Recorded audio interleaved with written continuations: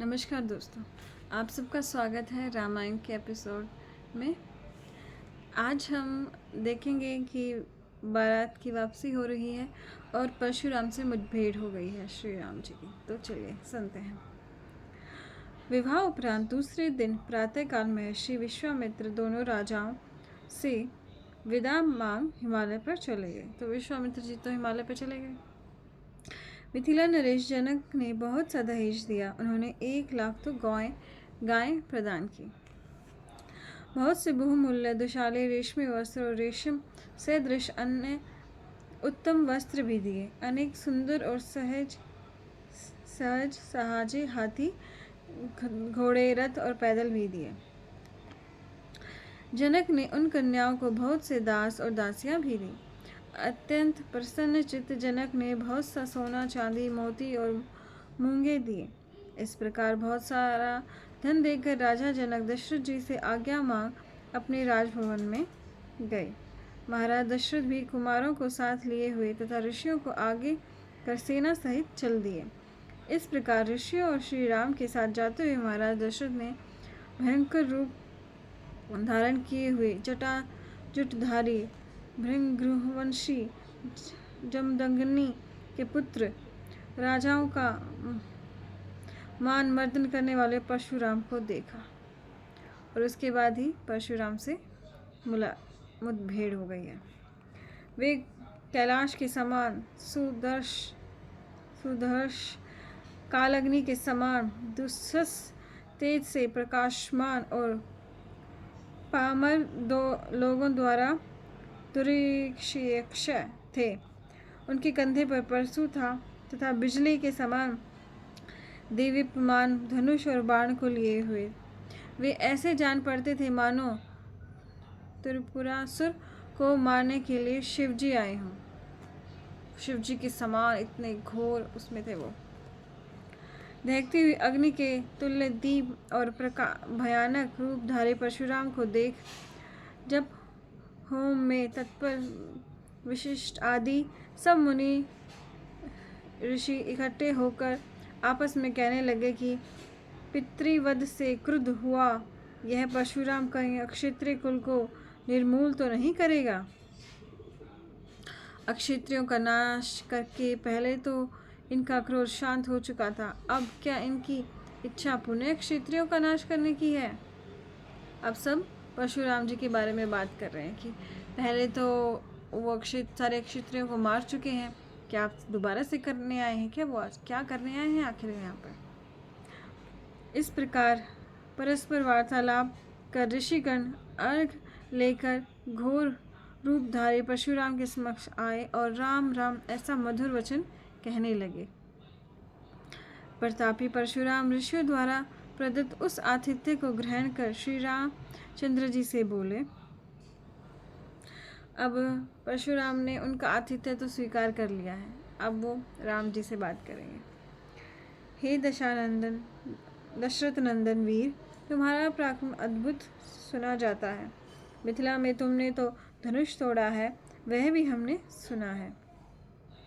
उस धनुष का तोड़ा जाना आश्चर्यजनक एवं अचिंतनीय है। इसी का वृतांत सुन मैं एक दूसरा धनुष लेकर आया हूँ।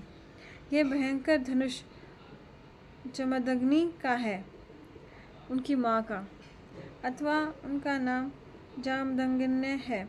इस पर तीर चढ़ाकर आप अपना बल प्रदर्शित करें।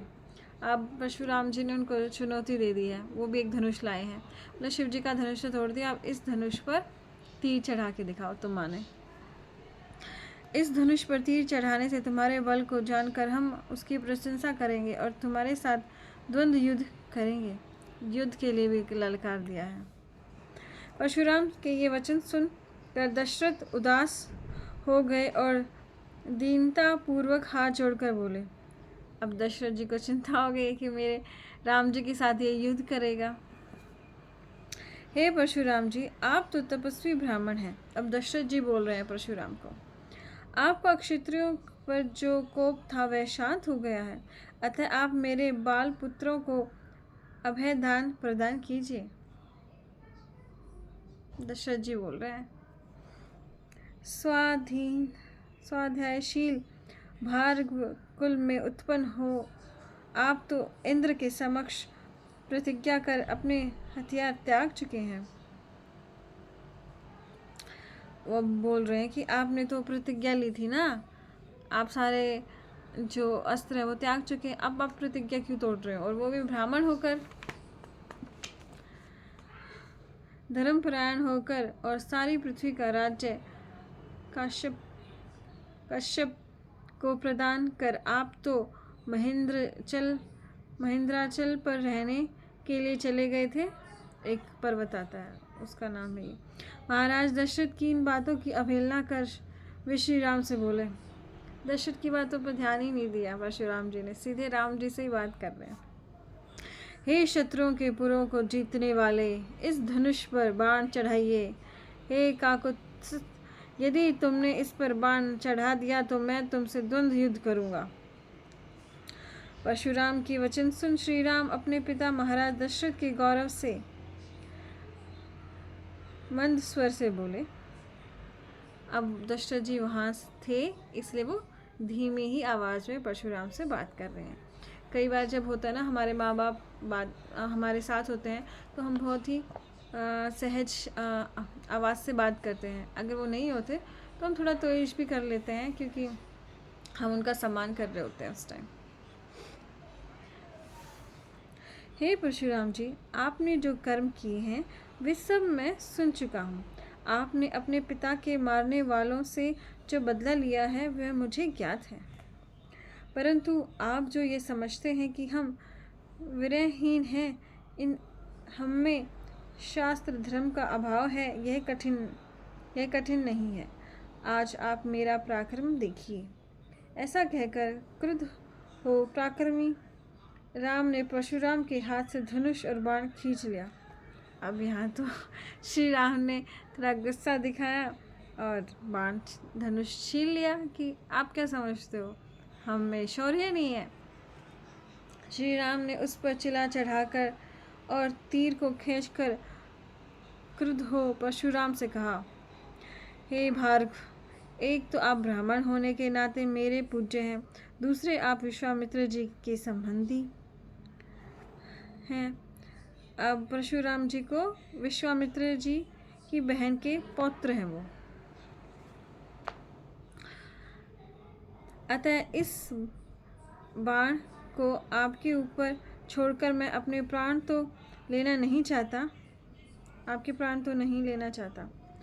अब तीर तो चढ़ा दिया, अब बोल रहे हैं मैं आपके प्राण नहीं लेना चाहता हूँ, किंतु इस बाण से या तो आपकी गति को अर्थात लंगड़ा करके चलने फिरने की शक्ति को अथवा बल और तप द्वारा प्राप्त आपकी कीर्ति को नष्ट करूँगा। आप जो चाहे वही किया जाए। अब राम जी ने दो ऑप्शन दे दिए हैं, या तो आपकी गति धीमी हो जाएगी या मैं आपकी कीर्ति को नष्ट कर दूंगा। राम जी ने सीधी बात की, नो बकवास। श्री राम के तेज के समक्ष जब परशुराम जी जड़ के समान वीर्यहीन हो गए, तब वे कमल नेत्र राम से धीरे धीरे कहने लगे। अब परशुराम जी श्री राम का पराक्रम देखकर बहुत ही हैरान हो गए और बहुत ही धीरे धीरे उनसे कहने लगे, हे राम, अक्षत्रियों का वध करके जब मैंने यह भूमि कश्यप मुनि को दी थी, तब उन्होंने कहा था कि आज से तुम हमारी भूमि या राज्य में न बसना। अतः गुरु वचन का पालन करता हुआ मैं रात्रि में पृथ्वी पर नहीं रहता, इसलिए हे राघव, आप मेरे चलने फिरने की शक्ति को नष्ट न कीजिए। अब परशुराम जी ने दो ऑप्शन में से जो एक ऑप्शन था कि मेरे चलने फिरने की गति को धीमा करना, उसको वो मना कर रहे कि ऐसा मत करो। क्यों? क्योंकि उन्होंने वचन दे रखा है कि मैं रात्रि के समय पृथ्वी पे नहीं रहूँगा। हे राम, हमने तप द्वारा जो कीर्ति और यश प्राप्त किया है उसको इस बाण से समाप्त कर दीजिए, जल्दी कीजिए, इस कार्य में विलम्ब न हो। देखिए, अब परशुराम जी खुद अपनी कीर्ति को कम करवा रहे हैं। जब प्रतापी परशुराम ने श्री राम से ऐसा कहा, तब श्री राम ने उस उत्तम बाण को छोड़ दिया और उन्होंने उत्तम बाण को छोड़ दिया।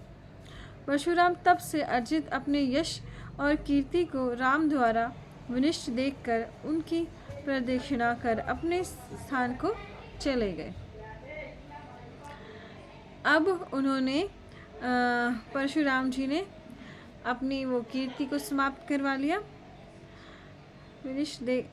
अब उन्होंने परशुराम जी ने प्रदक्षिणा की श्री राम की। प्रदक्षिणा मतलब उनके चारों तरफ चक्कर लगाया। इसका क्या मतलब होता है? आपने कई बार देखा होगा लोगों को, वो मंदिर में जाते हैं तो मंदिर के चारों तरफ वो एक चक्कर लगाते हैं, राइट। उसका क्या मतलब होता है? उसका मतलब होता है कि आप की जो शक्ति चारों दिशाओं में फैल रही है, उन चारों दिशाओं में आपको मैं प्रणाम करता हूँ, ऐसा होता है।